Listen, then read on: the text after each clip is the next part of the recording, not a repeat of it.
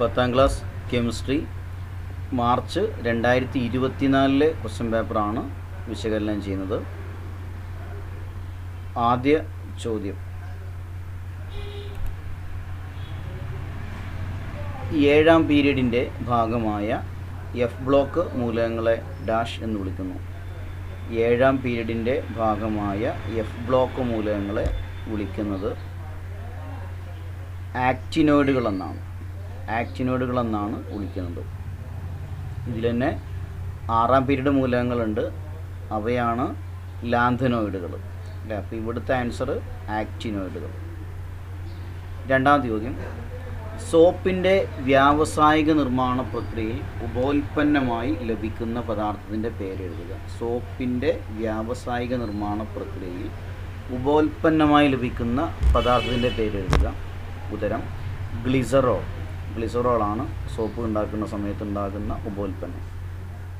ചോദ്യം 3, ഒരു ലോഹത്തിൻ്റെ അയിരിന് അതിലെ അപദ്രവ്യത്തേക്കാൾ സാന്ദ്രത കുറവാണ്. ഈ അയിരിൻ്റെ സാന്ദ്രണത്തിന് അനുയോജ്യമായ മാർഗമേത്? ഉത്തരം പ്ലവന പ്രക്രിയയാണ്. അയിരിന് സാന്ദ്രത കുറവും അപദ്രവ്യങ്ങൾക്ക് സാന്ദ്രത കൂടുതലുമാകുന്ന സമയത്ത് പ്ലവന പ്രക്രിയ. നേരെ തിരിച്ചാണെങ്കിൽ, അതായത് അയിരിന് സാന്ദ്രത കൂടുതലും അപദ്രവ്യങ്ങൾ കുറവാണെങ്കിലാണ് ജലപ്രവാഹത്തിൽ കഴുകുന്നത്. പിന്നെ കാന്തിക സ്വഭാവമുള്ള അയിരാണെങ്കിൽ, അയിരോ അല്ലെങ്കിൽ അപദ്രവ്യമാണെന്നുണ്ടെങ്കിൽ കാന്തിക വിഭജനം. അതുപോലെ തന്നെ അയിര് ഒരു ലൈനിൽ ലയിക്കുന്നതാണെന്നുണ്ടെങ്കിൽ അതിനെ ലീച്ചിങ്ങിനും ആണ് വിധേയമാക്കുന്നത്. അപ്പോൾ ഇവിടുത്തെ ആൻസർ പ്ലവന പ്രക്രിയ. ചോദ്യം 4, അമോണിയം ക്ലോറൈഡ് ചൂടാക്കുമ്പോൾ ലഭിക്കുന്ന ബേസിക സ്വഭാവമുള്ള വാതകമേത്? അമോണിയം ക്ലോറൈഡ് ചൂടാക്കുമ്പോൾ ലഭിക്കുന്ന ബേസിക സ്വഭാവമുള്ള വാതകമാണ് അമോണിയ, NH3 അല്ലേ. അതിൻ്റെ സമവാക്യമാണ് NH4 gives NH3 + HCl. Ammonium chloride ചൂടാക്കുമ്പോൾ അമോണിയയും HCl-ഉമാണ്, ഹൈഡ്രോക്ലോറിക് ആസിഡുമാണ് ഉണ്ടാകുന്നത്. ഇനി ചോദ്യം 5, സോഡിയം ക്ലോറൈഡ് ലായനിയുടെ വൈദ്യുത വിശ്ലേഷണ ഫലമായി കാഥോഡിൽ ലഭിക്കുന്ന ഉൽപ്പന്നം ഏത്? കാഥോഡിൽ ഉണ്ടാകുന്ന ഉൽപ്പന്നം ഹൈഡ്രജനാണ്. സോഡിയം ക്ലോറൈഡ് ലായനി വൈദ്യുത വിശ്ലേഷണ ഫലമായി കാഥോഡിൽ ലഭിക്കുന്ന ഉൽപ്പന്നമാണ് ഹൈഡ്രജൻ. ഇനി ചോദ്യം 6, 2 മാർക്കിൻ്റെ ചോദ്യങ്ങളാണ്, 6 മുതൽ 10 വരെ. അതിൽ 6ാമത്തെ ചോദ്യം, സ്റ്റെയിൻലെസ് സ്റ്റീൽ, നിക്രോം, അൽനിക്കോ എന്നിവ അലോയ് സ്റ്റീലുകളാണ്. ചോദ്യം എ, ഇവയിൽ ഹീറ്റിംഗ് കോയിലുകൾ നിർമ്മിക്കാൻ ഉപയോഗിക്കുന്ന അലോയ് സ്റ്റീൽ ഏതാണ്? ഹീറ്റിംഗ് കോയിൽ നിർമ്മിക്കാൻ ഉപയോഗിക്കുന്ന അലോയ് സ്റ്റീലാണ് നിക്രോം. ഉത്തരം നിക്രോം. ചോദ്യം ബി, ഇവയിൽ ഘടകങ്ങൾ ഒന്നു തന്നെയായ അലോയ് സ്റ്റീലുകൾ ഏതൊക്കെയാണ്? ഘടകങ്ങൾ ഒന്നു തന്നെയായത് സ്റ്റെയിൻലെസ് സ്റ്റീലും നിക്രോമുമാണ്. Stainless steel, nichrome. ചോദ്യം 7, 7ലെ എ ചോദ്യം, MnO2-വിൽ Mnൻ്റെ ഓക്സീകരണാവസ്ഥ +4 ആണ് എങ്കിൽ MnO3-ൽ Mnൻ്റെ ഓക്സീകരണാവസ്ഥ എത്ര? അപ്പോൾ ഇവിടെ MnO2 മാംഗനീസ് ഡയോക്സൈഡിൽ Mnൻ്റെ ഓക്സീകരണാവസ്ഥ +4 ആണ്. അങ്ങനെയാണെങ്കിൽ Mn2O3-ൽ Mnൻ്റെ ഓക്സീകരണാവസ്ഥ എത്ര? ഇവിടെ സൂചന ഉണ്ട്, ഓക്സിജൻ്റെ ഓക്സീകരണാവസ്ഥ -2 ആണ്. ഈ ഓക്സീകരണാവസ്ഥ കണ്ടുപിടിക്കുമ്പോൾ നമ്മൾ ശ്രദ്ധിക്കേണ്ട കാര്യം, ഒരു തന്മാത്ര നമുക്ക് തന്നു കഴിഞ്ഞാൽ അതിലുള്ള ആകെ മൂലകങ്ങളുടെ ഓക്സീകരണാവസ്ഥയുടെ തുക എപ്പോഴും 0 ആയിരിക്കും. അപ്പോൾ ഒന്നിൻ്റെ നമുക്കറിയാമെന്നുണ്ടെങ്കിൽ മറ്റത് കണ്ടുപിടിക്കാൻ എളുപ്പമാണ്. ഇവിടെ ഓക്സിജൻ്റെ നമുക്ക് തന്നു -2 ആണ്. ഒരു ഓക്സിജൻ്റെ ഓക്സീകരണാവസ്ഥയാണ് -2 അല്ലേ. ഇവിടെ Mn2O3-ൽ 3 ഓക്സിജൻ ഉണ്ട്. അപ്പോൾ ഇവിടുത്തെ മൊത്തം ഓക്സിജൻ വരുന്നത് ശ്രദ്ധിക്കുക, -2 -2 × 3 -6 വരുന്നത്. ഓക്കെ, -6 ഇവിടുത്തെ ആകെ ഓക്സിജൻ്റെ ഓക്സിജനാവസ്ഥ -6. ഇനി -6 +6 കൂട്ടുമ്പോഴാണ് 0 വരുന്നത് അല്ലേ. അപ്പോൾ Mn ഇവിടെ ഓൾറെഡി 2 ആണുള്ളത്. Mn 2 Mn ഉണ്ട് അല്ലേ. അവിടെ ഓക്സിജന് നമുക്ക് ടോട്ടൽ കിട്ടിയത് -6 എന്നാണ്. എങ്ങനെ കിട്ടിയത്? -2 × 3 -6. ഇനി നമുക്ക് Mൻ്റെത് അതുപോലെ എന്ത് കിട്ടണം? +6 ടോട്ടൽ വരണം. അപ്പോൾ ഇവിടെ ഓൾറെഡി ഇവിടെ 2 ഉണ്ട്, Mn 2 ഉണ്ട്. ഇനി 2നോട് എത്ര ഇൻറ്റു ചെയ്യുമ്പോഴാണ്, ഗുണിക്കുമ്പോഴാണ് 6 കിട്ടുന്നത്? അതായത് +3 അല്ലേ. +3 × 2 +6 ഓക്കെ ആണല്ലോ. അപ്പോൾ ഇവിടെ Mn2O3ൽ +3 ആണ് വരുന്നത്. ആൻസർ +3 ആണ്. ഓക്കെ, മനസ്സിലായെന്ന് വിചാരിക്കുന്നു. +3 × 2 +6. ഇവിടെ -2 × 3 -6. ഓക്കെ, അപ്പോൾ ഉത്തരം +3 ആണ് ഇവിടുത്തെ Mnൻ്റെ ഓക്സിജനാവസ്ഥ. ഇനി അതിലെ ചോദ്യം ബി, സംക്രമണ മൂലകങ്ങൾ വ്യത്യസ്ത ഓക്സീകരണാവസ്ഥ പ്രകടിപ്പിക്കുന്നു. എന്തുകൊണ്ടാണ് സംക്രമണ മൂലകങ്ങൾ വ്യത്യസ്ത ഓക്സീകരണാവസ്ഥ പ്രകടിപ്പിക്കുന്നത്? ശ്രദ്ധിക്കാം. ഉത്തരം, ഈ സംക്രമണ മൂലകങ്ങൾ അവയുടെ ബാഹ്യതമ എസ് സബ്ഷെല്ലിലെയും തൊട്ടുള്ളിലെ ഡി സബ്ഷെല്ലിലെയും ഇലക്ട്രോണുകൾ രാസപ്രവർത്തനങ്ങളിൽ വിട്ടുകൊടുക്കും, അല്ലെങ്കിൽ ഊർജ്ജ നിലയിൽ നേരിയ വ്യത്യാസം മാത്രമാണുള്ളത്. അതായത് ബാഹ്യതമ എസ് സബ്ഷെല്ലിലെയും തൊട്ടുള്ളിലുള്ള ഡി സബ്ഷെല്ലിലെയും ഊർജ്ജ നിലയിൽ നേരിയ വ്യത്യാസമാണ് ഇവയ്ക്ക് രണ്ടിനുമുള്ളത്. അപ്പോൾ രാസപ്രവർത്തനത്തിൽ ഈ 2 സബ്ഷെല്ലുകളിൽ നിന്നും ഇലക്ട്രോണുകളെ വിട്ടുകൊടുക്കുന്നു. അതുകൊണ്ടാണ് ഇവയ്ക്ക് വ്യത്യസ്ത ഓക്സീകരണാവസ്ഥ ഉള്ളത്. അതായത് 4sൽ നിന്നും ഇലക്ട്രോണിനെ കൊടുക്കും, അതുപോലെ തന്നെ തൊട്ടുള്ളിലുള്ള 3Dയിൽ നിന്നും ഇലക്ട്രോണിനെ നഷ്ടപ്പെടുത്തും അല്ലേ. അപ്പോൾ 2 ഷെല്ലിൽ നിന്നും ഇലക്ട്രോണിനെ നഷ്ടപ്പെടുന്നതുകൊണ്ടാണ്, 2 സബ്ഷെല്ലുകൾ അതിൽ നിന്ന് ഇലക്ട്രോണിനെ നഷ്ടപ്പെടുന്നതുകൊണ്ടാണ് ഈ സംക്രമണ മൂലകങ്ങൾക്ക് വ്യത്യസ്ത ഓക്സീകരണാവസ്ഥ ഉള്ളത്. സംക്രമണ മൂലകങ്ങളെന്ന് പറയുമ്പോൾ പീരിയോഡിക് ടേബിളിലെ 3 മുതൽ 12 വരെ ഗ്രൂപ്പിലുള്ള മൂലകങ്ങളാണ് സംക്രമണ മൂലകങ്ങൾ. ഓക്കെ, ഇനി 3 മുതൽ 12 വരെ ഗ്രൂപ്പ്. ഇനി അടുത്ത ചോദ്യം, 8ാമത്തെ ചോദ്യം. ഒരു ഹൈഡ്രോ കാർബണിൻ്റെ തന്മാത്രാ സൂത്രം C4H8 എന്നാണ്. ചോദ്യം, ഈ ഹൈഡ്രോ കാർബൺ ഏത് വിഭാഗത്തിലാണ് ഉൾപ്പെടുന്നത്? ഇവിടെ ശ്രദ്ധിക്കേണ്ട കാര്യം C4H8, അതായത് കാർബണിൻ്റെ ഇരട്ടിയാണ് ഹൈഡ്രജൻ വരുന്നത് അല്ലേ. ഇങ്ങനെ വരുന്നത് ആൽക്കീനുകളാണ്. ആൽക്കീനാണ് ആൻസർ. ഇനി ആൽക്കീനിൻ്റെ പൊതുവാക്യമാണ് CnH2n എന്നാണ് ആൽക്കീനുകളുടെ പൊതുവാക്യം. ഇനി ആൽക്കൈൻ ആണെന്നുണ്ടെങ്കിൽ കാർബണിൻ്റെ ഇരട്ടിയോട് 2 കൂട്ടിയതായിരിക്കും. അതായത് അതിൻ്റെ പൊതുവാക്യം CnH2n+2 എന്നാണ്, 2 കൂട്ടിയത്. അതുപോലെ ആൽക്കൈൻ അല്ലേ, ഏറ്റവും കുറഞ്ഞ എണ്ണം ഉള്ളത്, ഹൈഡ്രജൻ്റെ എണ്ണം കുറഞ്ഞതാണ് CnH2n-2 അല്ലേ. അതായത് കാർബണിൻ്റെ ഇരട്ടിയിൽ നിന്ന് 2 മൈനസ് ചെയ്തതാണ് ഏത്? ആൽക്കൈൻ. അപ്പോൾ ഇവിടെ C4H8 കാർബണിൻ്റെ ഇരട്ടിയാണ്, അത് ആൽക്കീൻ ദിബന്ധനമുള്ള ആൽക്കീനിലാണ് പെടുന്നത്. ഇനി ചോദ്യം ബി, ഇതേ തന്മാത്രാവാക്യമുള്ള ആലിസൈക്ലിക് ഹൈഡ്രോ കാർബണിൻ്റെ ഘടന വരയ്ക്കുക. ആലിസൈക്ലിക് എന്ന് പറയുമ്പോൾ ചെയിൻ സംയുക്തങ്ങളാണ് അല്ലേ, ആലിസൈക്ലിക് വരുന്നത്. അപ്പോൾ ഇവിടെ അതിൻ്റെ ഘടനയാണ് ഇങ്ങനെ, ചെയിനല്ല, ഇത് സൈക്ലിക് ആണല്ലോ അല്ലേ. അപ്പോൾ ചാക്രിക രൂപത്തിലുള്ളതാണ്. അപ്പോൾ കാർബണിൻ്റെ 4 കാർബണുള്ള ആലിസൈക്ലിക് ഇങ്ങനെയാണ് നമ്മൾ കാണിക്കുക. 4 എങ്ങനെ കാണിക്കുന്നു? CH2 CH2 CH2 CH2. ഇതാണ് ആലിസൈക്ലിക് ഉണ്ട്. അതുപോലെ തന്നെ അറോമാറ്റിക് ഉണ്ട്. അറോമാറ്റിക്കിൽ വരുന്നത് ബെൻസീനാണ് അല്ലേ, C6H6 ബെൻസീൻ. അപ്പോൾ ഇവിടെ 4 കാർബണുള്ള ആലിസൈക്ലിക്കിൽ വരുന്നത് ഇങ്ങനെയാണ്. ഓക്കെ, ശ്രദ്ധിക്കാം. ചോദ്യം 9. ചിത്രം വിശകലനം ചെയ്ത് ചുവടെ നൽകിയിരിക്കുന്ന ചോദ്യങ്ങൾക്ക് ഉത്തരം എഴുതുക. ഇവിടെ ഒരു സിലിണ്ടറിൽ ഏതാനും വാതക തന്മാത്രകളെ മർദ്ദം ഉപയോഗിച്ച് സിലിണ്ടറിൽ അടച്ചു വെച്ചിട്ടുണ്ട്. അവിടുത്തെ മർദ്ദം 2 atm ആണ്, വ്യാപ്തം 2 ലിറ്ററുമാണ് അല്ലേ. താപനില 300 കെൽവിനുമാണ് എന്ന് മനസ്സിലാക്കുക. ചോദ്യം എ, 300 കെൽവിൻ താപനിലയിൽ ഈ വാതകത്തിൻ്റെ വ്യാപ്തം 4 ലിറ്ററായി വർദ്ധിപ്പിക്കുമ്പോൾ അനുഭവപ്പെടുന്ന മർദ്ദം എത്രയായിരിക്കും? അപ്പോൾ ഇവിടെ ശ്രദ്ധിക്കേണ്ടത് താപനില 300 കെൽവിനാണ്. അതിൽ ഈ വാതകത്തിൻ്റെ വ്യാപ്തം 4 വ്യാപ്തം വർദ്ധിപ്പിക്കുകയാണ് ചെയ്യുന്നത്. അങ്ങനെയാണെങ്കിൽ മർദ്ദം ഇവിടെ ആദ്യ മർദ്ദം 2ഉം അതിലെ വ്യാപ്തം 2ഉമാണ്. ഈ വ്യാപ്തം വർദ്ധിപ്പിക്കുക എന്ന് പറഞ്ഞാൽ മർദ്ദം കുറയ്ക്കണം അല്ലേ? വ്യാപ്തം ഇരട്ടിയാക്കുകയാണെന്നുണ്ടെങ്കിൽ എന്താകും? മർദ്ദം അതിൻ്റെ നേർപകുതിയാകും. 2 എന്നുള്ളത് 1 ആകും അല്ലേ? 1 ATM ആണ് ആൻസർ.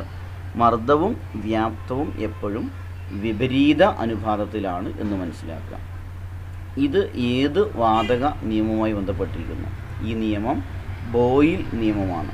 ബോയിൽ നിയമം എന്താണ്? ബോയിൽ നിയമം താപനില സ്ഥിരമായിരിക്കുമ്പോൾ ഒരു വാതകത്തിൻ്റെ വ്യാപ്തം മർദ്ദത്തിന് വിപരീത അനുപാതത്തിൽ ആയിരിക്കും. ഓക്കെ, മർദ്ദവും വ്യാപ്തം എപ്പോഴും വിപരീത അനുപാതത്തിലാണ്. ഇനി ചോദ്യം 10. ചുവടെ നൽകിയിരിക്കുന്ന ചോദ്യങ്ങൾക്ക് അനുയോജ്യമായവ ബോക്സിൽ നിന്നും തിരഞ്ഞെടുത്തെഴുതുക. ഇവിടെ ബോക്സിൽ CH3CH2OH ആൽക്കഹോളാണ്, ഹൈഡ്രോക്സിൽ ഗ്രൂപ്പാണ് വരുന്നത്. രണ്ടാമത്തത് CH3CH2COCH3 ഇത് വരുന്നത് കീറ്റോൺ ഗ്രൂപ്പാണ്, CO ഗ്രൂപ്പാണ് ഇവിടെ വരുന്നത്. അതുപോലെ CH3OHും ഇതും ആൽക്കഹോളാണ്. പിന്നീട് CH3CH2COH ആസിഡ് അല്ലേ, ആസിഡ് ഗ്രൂപ്പാണ്, അതുപോലെ കാർബോക്സിലിക് ആസിഡ്. പിന്നെ വരുന്നത് CH3COOH ആസിഡ് ഗ്രൂപ്പാണ്. പിന്നെ ഇത് CH3CH2COOCH3 ഇത് എസ്റ്റർ വരുന്ന ഗ്രൂപ്പാണ്. ഇനി ചോദ്യം എ, ഇവയിൽ എസ്റ്റർ ഏതാണ്? എസ്റ്റർ അല്ലേ, നമുക്കറിയാം COO അല്ലേ, COO ഫങ്ഷണൽ ഗ്രൂപ്പായിട്ട് വരുന്നതാണ് എസ്റ്റർ. അപ്പോൾ ഇത് മാത്രമാണ് എസ്റ്റർ ഉള്ളത് എന്ന് മനസ്സിലാക്കാം. എസ്റ്റർ എന്ന് പറഞ്ഞാൽ ഒരു ആസിഡും ആൽക്കഹോളും കൂടിച്ചേർന്നുണ്ടാകുന്ന പദാർത്ഥമാണ് എസ്റ്റർ അല്ലേ. ഈ എസ്റ്ററുകൾക്ക് നല്ല പുഷ്പങ്ങളുടെയും പഴങ്ങളുടെയും ഗന്ധമാണ് ഉണ്ടായിരിക്കുക. ഇനി ചോദ്യം ബി, ഈ എസ്റ്റർ നിർമ്മിക്കാൻ ആവശ്യമായ സംയുക്തങ്ങൾ ഏതെല്ലാം? ഈ എസ്റ്റർ ഉണ്ടാക്കാൻ ഉപയോഗിക്കുന്ന സംയുക്തങ്ങളാണ് ഒന്ന് ഇവിടെ ഈ ആസിഡ് CH3CH2COOH അല്ലേ, ഇത് പ്രൊപ്പനോയിക് ആസിഡാണ്. അതുപോലെ തന്നെ ഇവിടുത്തെ ആൽക്കഹോള് വരുന്നത് CH3OH. ഓക്കെ, അപ്പോൾ ഈ രണ്ടാമത്തെയും അഞ്ചാമത്തെയും പദാർത്ഥങ്ങളാണ് ഇവിടുത്തെ എസ്റ്റർ നിർമ്മിക്കാൻ ഉപയോഗിക്കുന്നത്. ഇനി ചോദ്യം 11, 3 മാർക്കിൻ്റെ ചോദ്യമാണ്, 11 മുതൽ 15 വരെ. ചോദ്യം 11, സൾഫ്യൂരിക് ആസിഡിനെ രാസവസ്തുക്കളുടെ രാജാവ് എന്നറിയപ്പെടുന്നു. സൾഫ്യൂരിക് ആസിഡിനെയാണ് രാസവസ്തുക്കളുടെ രാജാവ് എന്ന് വിളിക്കുന്നത്. അതിലെ ചോദ്യം എ, സൾഫ്യൂരിക് ആസിഡിൻ്റെ വ്യാവസായിക നിർമ്മാണ പ്രക്രിയയുടെ പേരെന്ത്? സൾഫ്യൂരിക് ആസിഡിൻ്റെ വ്യാവസായിക നിർമ്മാണ പ്രക്രിയ അറിയപ്പെടുന്നത് സമ്പർക്ക പ്രക്രിയ എന്നാണ്. ഉത്തരം സമ്പർക്ക പ്രക്രിയ. ഈ പ്രക്രിയയിൽ ഉപയോഗിക്കുന്ന ഉൽപ്രേരകം ഏത്? ഇവിടെ ഉപയോഗിക്കുന്ന ഉൽപ്രേരകമാണ് V2O5 അഥവാ വനേഡിയം പെൻറ്റോക്സൈഡ് ആണ് ഉൽപ്രേരകം. ചോദ്യം സി, പഞ്ചസാരയിലേക്ക് ഗാഢ സൾഫ്യൂരിക് ആസിഡ് ചേർക്കുമ്പോൾ ഒരു കറുത്ത അവശിഷ്ടം ലഭിക്കുന്നു. ഈ നിരീക്ഷണത്തിനുള്ള കാരണം വിശദീകരിക്കുക. പഞ്ചസാരയിലേക്ക് ഗാഢ സൾഫ്യൂരിക് ആസിഡ് ചേർക്കുമ്പോൾ ഒരു കറുത്ത അവശിഷ്ടം ലഭിക്കുന്നു. ഈ നിരീക്ഷണത്തിനുള്ള കാരണം വിശദീകരിക്കുക. അതായത് ഈ പഞ്ചസാര എന്ന് പറയുമ്പോൾ C12 H22 O11 എന്നാണ്. പഞ്ചസാരയിലെ ഹൈഡ്രജനെയും ഓക്സിജനെയും ജലരൂപത്തിൽ സൾഫ്യൂരിക് ആസിഡ് ആഗിരണം ചെയ്യുന്നതുകൊണ്ട് കാർബൺ അവിടെ അവശേഷിക്കും. കാർബൺ അവശേഷിക്കുന്നതാണ് കറുത്ത അല്ലേ കറുത്ത അവശിഷ്ടം ഉണ്ടാകാനുള്ള കാരണം. പഞ്ചസാരയിലെ ഹൈഡ്രജനെയും ഓക്സിജനെയും സൾഫ്യൂരിക് ആസിഡ് ആഗിരണം ചെയ്യും, ജലരൂപത്തിൽ ആഗിരണം ചെയ്യും. അതുകൊണ്ട് കാർബൺ അവശേഷിക്കുന്നു. അതാണ് പഞ്ചസാര കരി അല്ലെങ്കിൽ കറുപ്പ് നിറമാകുന്നത്.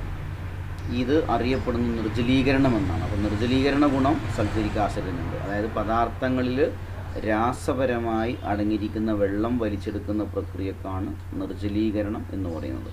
അപ്പോൾ ഇവിടെ ആൻസർ പഞ്ചസാരയിലെ ഹൈഡ്രജനെയും ഓക്സിജനെയും ജലരൂപത്തിൽ സൾഫ്യൂരിക് ആസിഡ് ആഗിരണം ചെയ്യുന്നതുകൊണ്ടാണ് പഞ്ചസാര കറുത്തു പോകുന്നത്. ചോദ്യം 12. ഇലക്ട്രോപ്ലേറ്റിംഗ് ഉപയോഗിച്ച് ഒരു ചെമ്പ് വളയിൽ സിൽവർ ആവരണം ചെയ്യുന്നു. ഇലക്ട്രോപ്ലേറ്റിംഗ് ഉപയോഗിച്ച് ഒരു ചെമ്പ് വളയിൽ സിൽവർ ആവരണം ചെയ്യുന്നു. ചോദ്യം എ. ഈ പ്രക്രിയയിൽ ബാറ്ററിയുടെ നെഗറ്റീവ് ടെർമിനലുമായി ബന്ധിപ്പിക്കുന്ന ലോഹം ഏത്? ഈ പ്രക്രിയയിൽ ബാറ്ററിയുടെ നെഗറ്റീവ് ടെർമിനലുമായി ബന്ധിപ്പിക്കുന്ന ലോഹം ഏത്? ഉത്തരം കോപ്പർ. അതായത് ഏത് ലോഹമാണോ പൂശുന്നത് അല്ലെങ്കിൽ പ്ലേറ്റ് ചെയ്യുന്നത് ആ ലോഹത്തെ ആനോഡിലും, അതായത് പോസിറ്റീവ് ഇലക്ട്രോഡിലും, അതുപോലെ തന്നെ പൂശപ്പെടേണ്ട ലോഹത്തെ നമ്മൾ എവിടെ എടുക്കേണ്ടത്? കാഥോഡിൽ, നെഗറ്റീവ് ടെർമിനലുമാണ് എടുക്കുന്നത്. അപ്പോൾ ഇവിടെ ശ്രദ്ധിക്കേണ്ട കാര്യം, ഇവിടെ ചെമ്പ് വളയിൽ സിൽവർ അല്ലെങ്കിൽ വെള്ളി ആവരണം ചെയ്യാണ്. അങ്ങനെ ചെയ്യുമ്പോൾ ചെമ്പ് നെഗറ്റീവ് കാഥോഡിലും സിൽവർ ആനോഡ് അഥവാ പോസിറ്റീവ് ഇലക്ട്രോഡിലുമാണ് എടുക്കേണ്ടത് അല്ലേ? അപ്പോൾ ഉത്തരം CU അല്ലെങ്കിൽ ചെമ്പ് അല്ലേ? ഇനി ചോദ്യം ബി. ഇവിടെ ഉപയോഗിക്കുന്ന ഇലക്ട്രോലൈറ്റ് ഏത്? ഇലക്ട്രോലൈറ്റ് ഉപയോഗിക്കുന്ന ഇവിടെ സിൽവർ നൈട്രേറ്റ് ലായനി അല്ലെങ്കിൽ സോഡിയം സയനൈഡിൻ്റെയും സിൽവർ സയനൈഡിൻ്റെയും ലായനി. എപ്പോഴും ഏത് ലോഹമാണോ പൂശുന്നത് ആ ലോഹത്തിൻ്റെ ലവണ ലായനിയാണ് ഇലക്ട്രോലൈറ്റായി ഉപയോഗിക്കേണ്ടത്. ഇവിടെ സിൽവർ പൂശുന്ന കാരണം സിൽവർ നൈട്രേറ്റ് ലായനിയാണ് എടുക്കുന്നത്, അല്ലെങ്കിൽ sodium cyanide plus silver cyanide ലായനി എടുക്കാം. ഇനി ചോദ്യം സി. പോസിറ്റീവ് ഇലക്ട്രോഡിൽ നടക്കുന്ന രാസപ്രവർത്തനത്തിൻ്റെ സമവാക്യം എഴുതുക. പോസിറ്റീവ് ഇലക്ട്രോഡിൽ നടക്കുന്ന രാസപ്രവർത്തനത്തിൻ്റെ രാസസമവാക്യം എഴുതുക. അപ്പോൾ സിൽവറാണ് ഇവിടെ പോസിറ്റീവ് ഇലക്ട്രോഡിലേക്ക് എത്തുന്നത്. അപ്പോൾ silver Ag gives Ag + 1E-. Okay. ഇനി ചോദ്യം 13. ഒരു ഹൈഡ്രോ കാർബണിൻ്റെ ഘടനാവാക്യം നൽകിയിരിക്കുന്നു. ഇങ്ങനെയുള്ള ചോദ്യങ്ങളൊക്കെ എല്ലാ ക്വസ്റ്റ്യൻ പേപ്പറിലുള്ളതാണ്, നന്നായിട്ട് നോക്കിയിട്ട് പോവാം. ഒരു ഹൈഡ്രോ കാർബണിൻ്റെ ഘടനാവാക്യം നൽകിയിരിക്കുന്നു. ഇത് CH3 CH2 CH2 CH CH3 CH2 CH3. ഇനി ചോദ്യം എ. മുഖ്യ ചെയിനിലെ കാർബൺ ആറ്റങ്ങളുടെ എണ്ണം എത്ര? ഇവിടുത്തെ മുഖ്യ ചെയിൻ എന്ന് പറയുമ്പോൾ, അതായത് നമ്മൾ ആദ്യം ഇങ്ങനൊരു ഹൈഡ്രോ കാർബൺ കിട്ടിക്കഴിഞ്ഞാൽ നമ്മൾ ആദ്യം ചെയ്യേണ്ടത് ഏറ്റവും വലിയ ചെയിനുള്ള കാർബൺ കണ്ടെത്തുക അല്ലേ? നമുക്കിപ്പോൾ ചെയിനെ നമുക്ക് ഇങ്ങനെ ഒരു ചെയിൻ ഉണ്ടാക്കാം. അപ്പോൾ ഇതിൽ 1 2 3 4 5 കാർബൺ ആറ്റാണ് ചെയിനിൽ വരുന്നത്. പിന്നെ മറ്റൊരു രീതി ഏതാ? ഇങ്ങനെ ഉണ്ടാക്കാം അല്ലേ? ഇവിടുന്ന് ഇങ്ങനെ വന്നിട്ട് താഴോട്ടും ചെയിനാക്കാം. ഓക്കെ. അപ്പോൾ എത്ര കാർബണാണ്? 1 2 3 4 5 6. അപ്പോൾ ഏറ്റവും കൂടുതൽ എണ്ണം കിട്ടുന്ന കാർബൺ ആറ്റങ്ങളുടെ എണ്ണം കിട്ടുന്ന ചെയിനാണ് നമ്മൾ ഉണ്ടാക്കേണ്ടത്. അപ്പോൾ ഇങ്ങനെയാണ് ചെയിൻ ഉണ്ടാക്കേണ്ടത്. 6 കാർബൺ ആറ്റങ്ങളാണ് മുഖ്യ ചെയിനിലെ കാർബണിൻ്റെ എണ്ണം. അപ്പോൾ ആദ്യ ക്വസ്റ്റിൻ്റെ ആൻസർ 6. ഇനി രണ്ടാമത്തെ ചോദ്യം, ബി ചോദ്യം. ഇതിലെ ശാഖയുടെ പേരെന്ത്? അപ്പോൾ ഇതാണ് ഇവിടുത്തെ ശാഖ, ഇതായിരിക്കും അല്ലേ? ഇങ്ങനെ നമ്മൾ ചെയിൻ ഉണ്ടാക്കി കഴിഞ്ഞാൽ പിന്നെ അതിൽ വേറിട്ട് നിൽക്കുന്നതാണ് അതിൻ്റെ ശാഖ.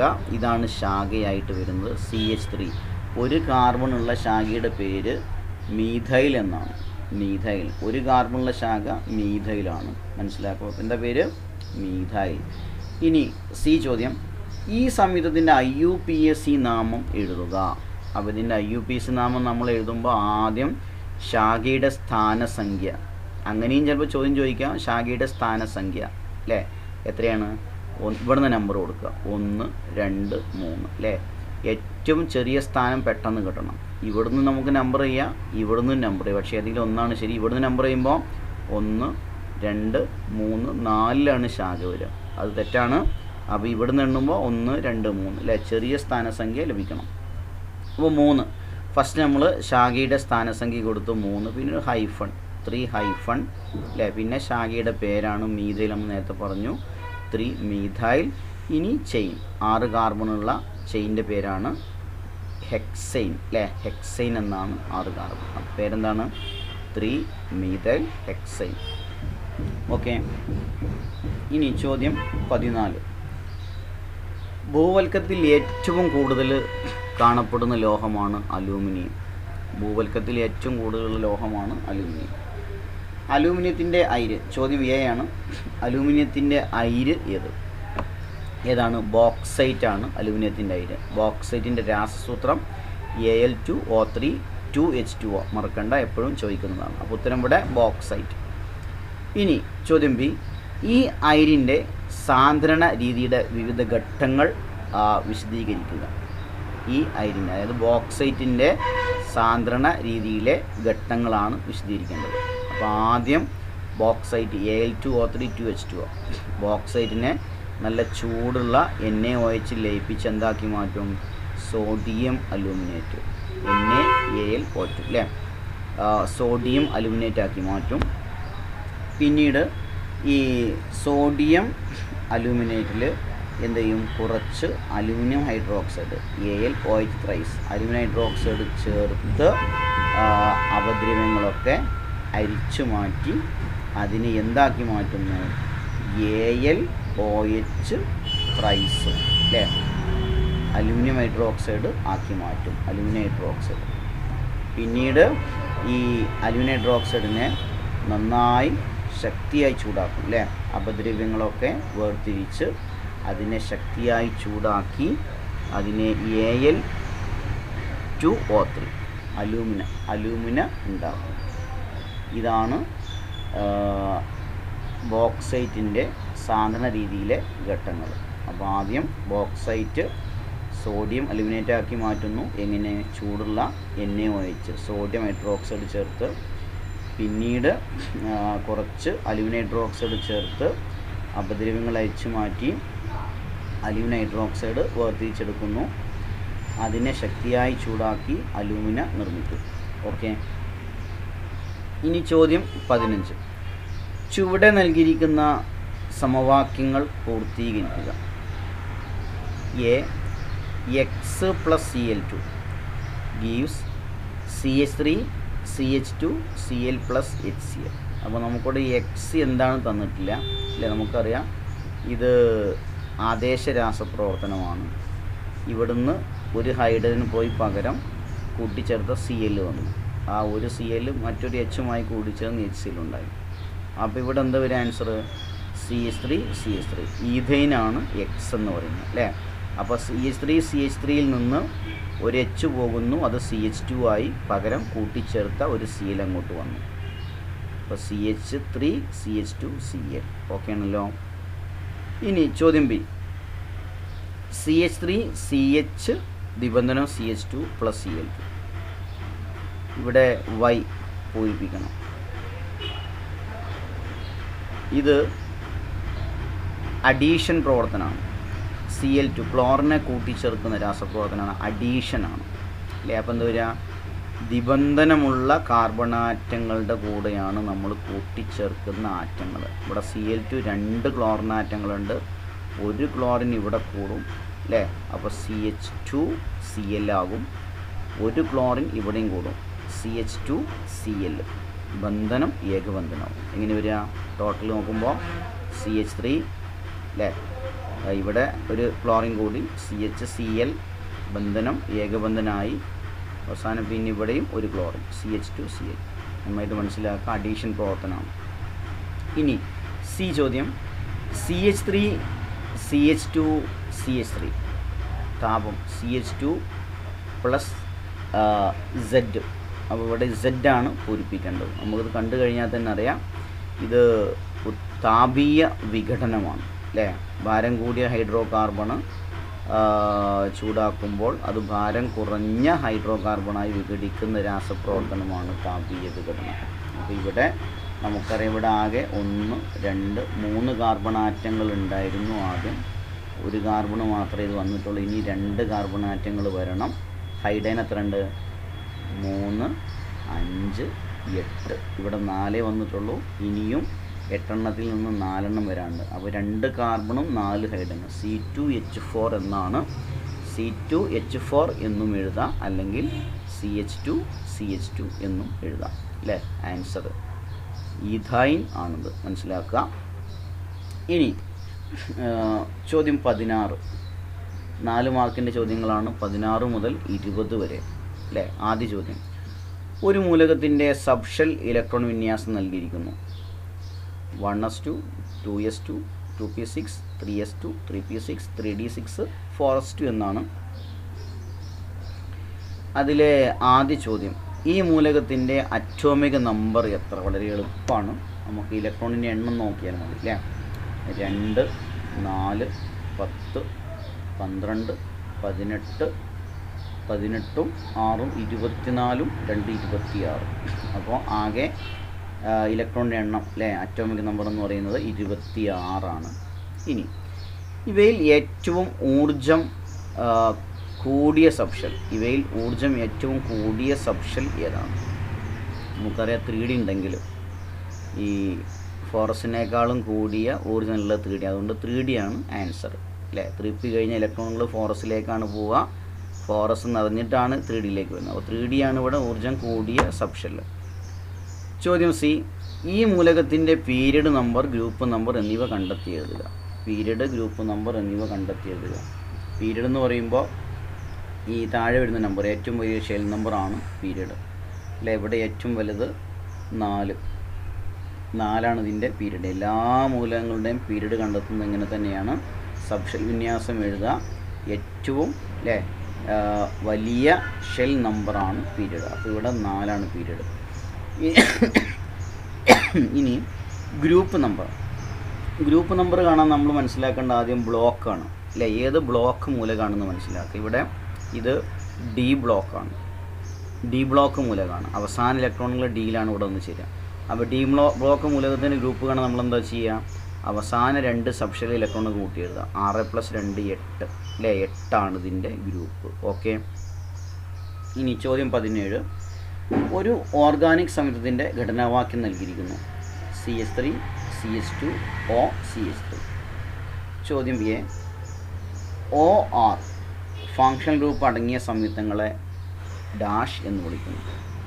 എന്താ അറിയപ്പെടുക? O ഫങ്ഷണൽ ഗ്രൂപ്പായിട്ട് വരുന്നത് ഈഥറാണ്.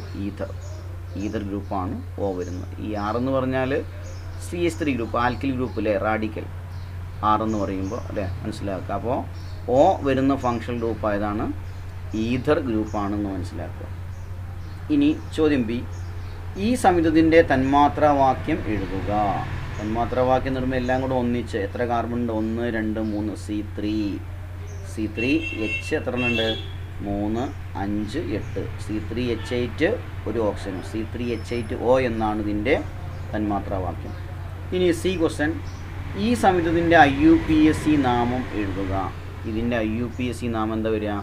മിഥോക്സി ഈഥൈൻ. അതായത് ഓക്സിജൻ്റെ ഇരുഭാഗത്തുമുള്ള കാർബണാറ്റങ്ങൾ നോക്കുക. ഇടതുഭാഗത്ത് 2 കാർബണാറ്റം, വലതുഭാഗത്ത് 1 കാർബണാറ്റം അല്ലേ. കുറഞ്ഞ കാർബണാറ്റുള്ളതിൻ്റെ പദമൂലം നമ്മൾ ആദ്യം പറയാം. അപ്പോൾ ഇതിൻ്റെ പദമൂലം മീത്, 1 കാർബണാണ് വലതുഭാഗത്തുള്ളത്, അത് മീത് എന്ന് കാണിക്കുക. പ്ലസ് ഓക്സിജനെ ഓക്സി, മീത് ഓക്സി. ഇനി എണ്ണം കൂടിയ ഇടതുഭാഗത്തുള്ള 2 കാർബണാറ്റങ്ങളെ അല്ലെ ആൽക്കൈൻ്റെ പേര് ഈഥൈൻ എന്നാണ് അല്ലേ, ഈഥൈൻ. അപ്പോൾ ഇവിടെ പേര് മീത് ഓക്സി ഈഥൈൻ, മിഥോക്സി ഈഥൈൻ എന്നാണ് വരിക. ഇനി ഡി ക്വസ്റ്റ്യൻ, ഈ സംയുക്തത്തിൻ്റെ ഫങ്ഷണൽ ഐസോമറിൻ്റെ ഘടനാവാക്യം എഴുതുക. അപ്പോൾ ഇതിൻ്റെ ഒരു ഫങ്ഷണൽ ഐസോമർ നമുക്കറിയാം, ഒരേ തന്മാത്രാവാക്യവും വ്യത്യസ്ത ഘടനാവാക്യമുള്ള സംയുക്തങ്ങളാണ് ഐസോമർ എന്ന് വിളിക്കുക അല്ലേ. അപ്പോൾ ഇതിൻ്റെ ഇതേ എണ്ണം വരുന്ന ഒരു ഐസോമർ ജോഡിയാണ് OH. എപ്പോഴും ഇത്രയും മനസ്സിലാക്കേണ്ടതുള്ളൂ.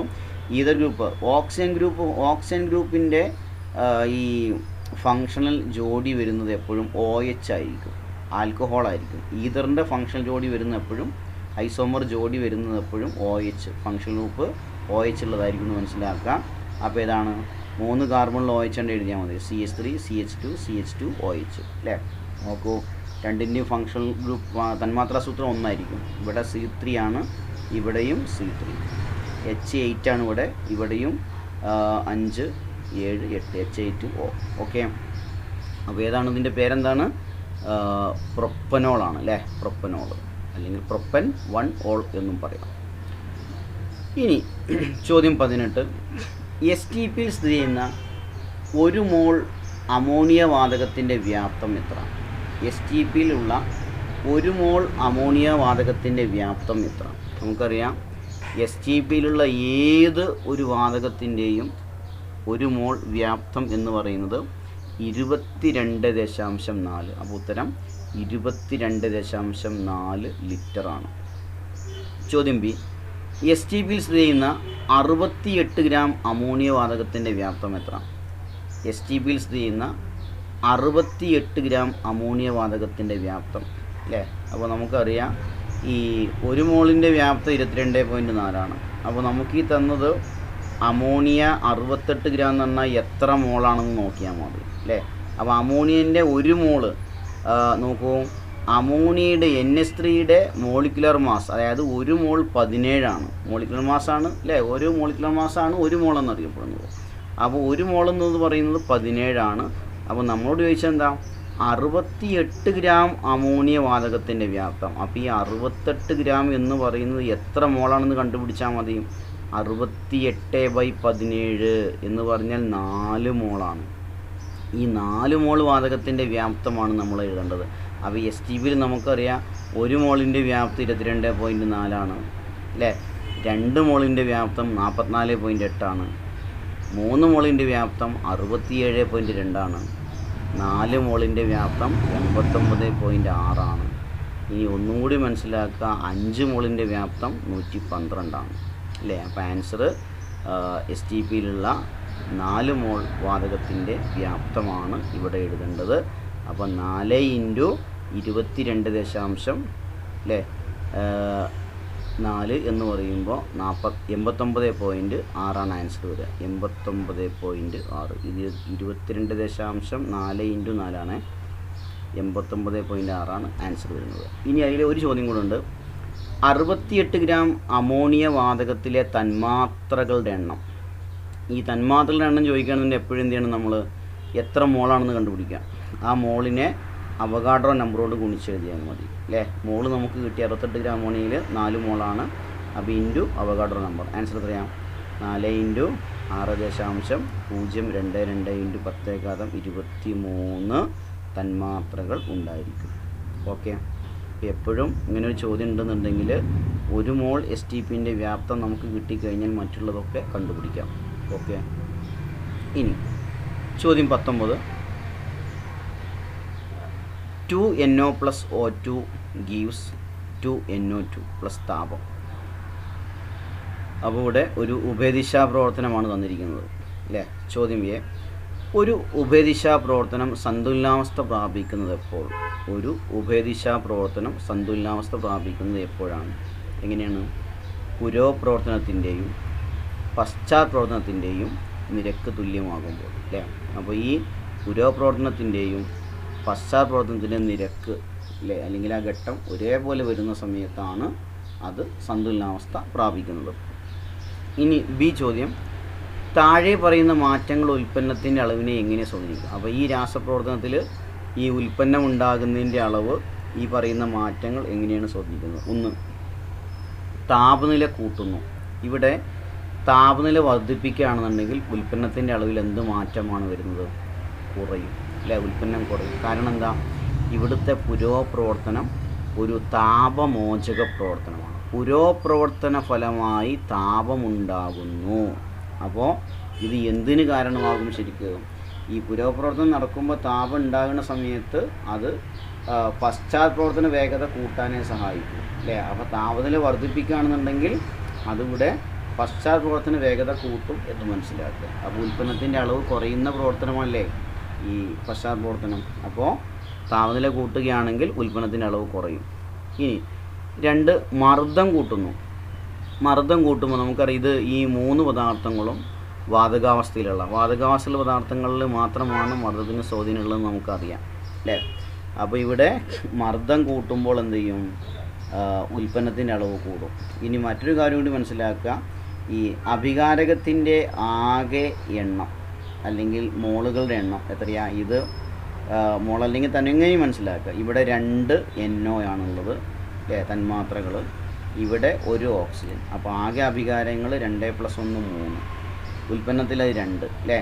അപ്പോൾ ഈ എണ്ണം കുറയുന്നുവെങ്കിൽ മർദ്ദം കൂടുന്നതിൻ്റെ ഫലമായിട്ടാണ് അല്ലേ. മോളിൻ്റെ എണ്ണം കുറയുന്നത് മർദ്ദം കൂടുന്നതിൻ്റെ ഫലമാണ്. അപ്പോൾ മർദ്ദം കൂട്ടിക്കഴിഞ്ഞാൽ ഉൽപ്പന്നത്തിൻ്റെ അളവ് കൂടും എന്ന് മനസ്സിലാക്കാം. ഇനി NO2 വ്യൂഹത്തിൽ നിന്ന് നീക്കം ചെയ്യുന്നത്, അതായത് ഉൽപ്പന്നത്തെ വ്യൂഹത്തിൽ നിന്ന് നീക്കം ചെയ്യുകയാണെങ്കിൽ നമുക്ക് എന്ത് ചെയ്യാൻ പറ്റും? ഉൽപ്പന്നത്തിൻ്റെ അളവ് കൂട്ടാൻ പറ്റും അല്ലേ, കൂടും എന്ന് മനസ്സിലാക്കുക. ഇനി ചോദ്യം 20. ചില ലോഹങ്ങളുടെ ക്രിയാശീല ക്രമം നൽകിയിരിക്കുന്നു. ഇവ വിശകലനം ചെയ്ത് ചുവടെ നൽകിയിരിക്കുന്ന ചോദ്യങ്ങൾക്ക് ഉത്തരം എഴുതുക. Mg, Zn, Fe, Cu, Ag. Magnesium, zinc, iron, copper, silver.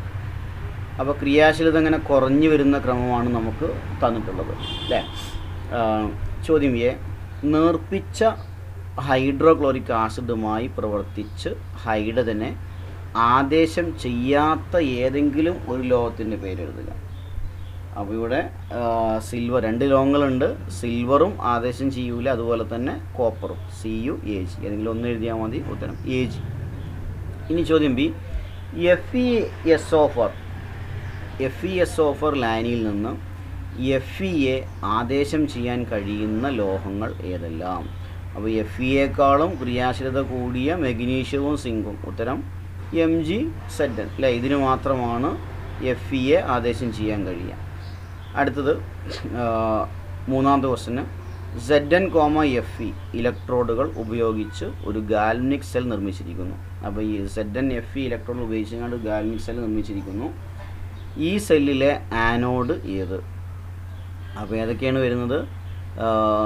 Zn-ഉം Fe-യുമാണ് വരുന്നത് അല്ലേ. അപ്പോൾ ഇതിൽ ഈ ക്രിയാശീലത കൂടിയത് ആനോഡും ക്രിയാശീലത കുറഞ്ഞത് കാഥോഡുമാണ് വരിക.